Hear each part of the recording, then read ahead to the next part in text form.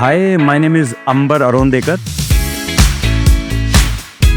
I am basically a professional trainer and a consultant by profession.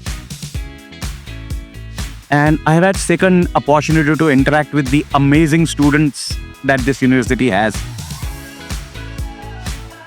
Today I was here probably for an induction of new batch of law, management, BTech. So interestingly, I would say that I had probably extremely young crowd, around 18 years of age, and they've been fabulous. Lovely kids, full of energy, full of ambition.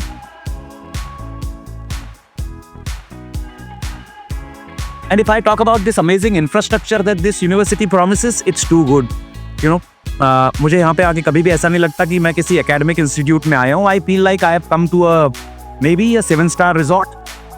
I'd like to wish the amazing incoming students all the best. And obviously, once more, kudos to Avantika University for doing such an amazing work. God bless them all.